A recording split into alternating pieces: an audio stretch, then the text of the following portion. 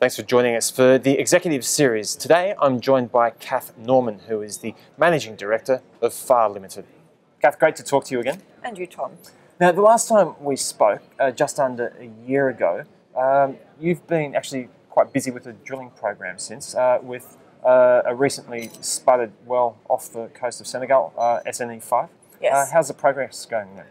Oh, so far so good. We're only 10 days into the hole at the moment, Tom, and this is the 5th appraisal well that we'll be drilling on the SNE Field, which of course is a giant. It was the world's largest discovery for 2014. And we drilled 4 appraisal wells last year, 2 since we last met, and we let the rig go in June. And we've been evaluating all of the appraisal well data in the 6 months since, including making a statement on commerciality. We've passed what we call the minimum economic field size for SNE, so it's definitely going to be a producing field in the future. And the 2 wells we're just embarking on now, I like to call development optimisation wells rather than pure appraisal, because in actual fact they're being drilled for us to fine-tune what our development's going to look like going forward.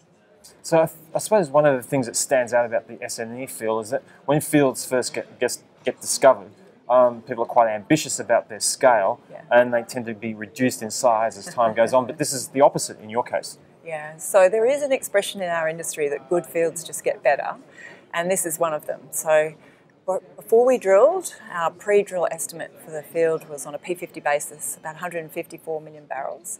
After we drilled, we released the size to be 330 million barrels on a contingent resource base because it had been drilled, so we could move up in confidence. And we've had 2 upgrades since then, and we're now sitting at 640 million barrels on a 2C basis. So this is getting to be an elephant-sized oil field. And we're not finished yet in terms of evaluating the size of the field. Indeed, and a welcome development over the course of the period has been that costs have come down quite substantially. Yeah, substantially. And I think key is the drilling costs.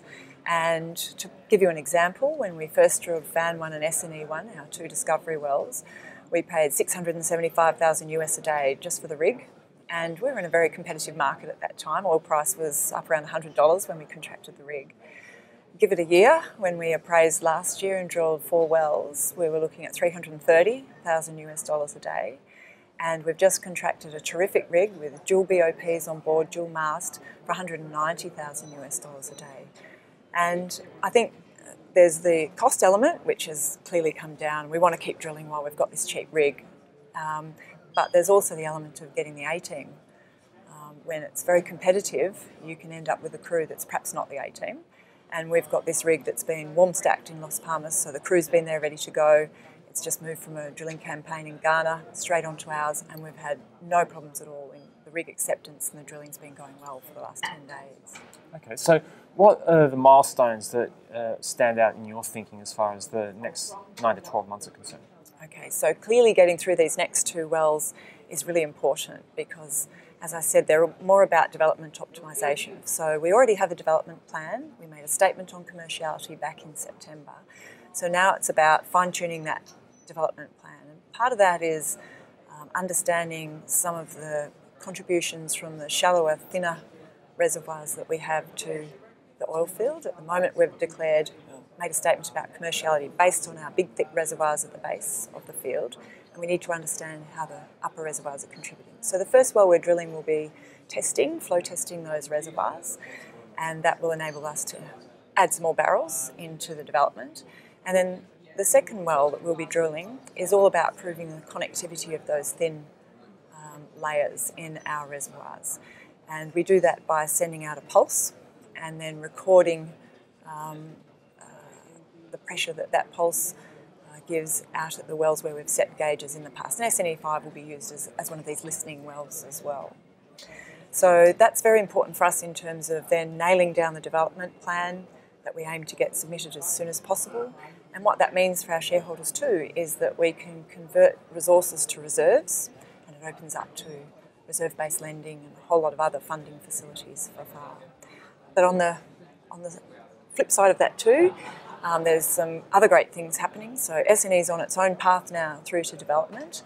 On the other side, we've almost got a completely different work stream running now, looking at permit retention and exploring the rest of the block, because of course we were so lucky to be successful in our first 2 wells, and we've got 7,500 square kilometres of exploration acreage. We really need to be taking a look at what acreage do we want to hang on to as we move into the development phase. And we shot some 3D seismic last year to complement our existing 3D seismic package, and we've really only just got a feel for what our exploration portfolio looks like. And we'll be releasing something in the next week or 2 on that. But in undrilled prospectivity, it's sitting at around 1.5 billion barrels on a P50 basis. So there's a lot for us to chase yet out there. And you don't drill a well like we did in FAN 1 and see a 500 metre interval of oil and only find 1 trap up dip. We're going to find more traps, I'm sure of it. Exciting times, Cath. Yeah. We look forward to staying tuned to the story. Thanks for your time today. Thanks very much, Tom. And thanks for joining us for the Executive Series.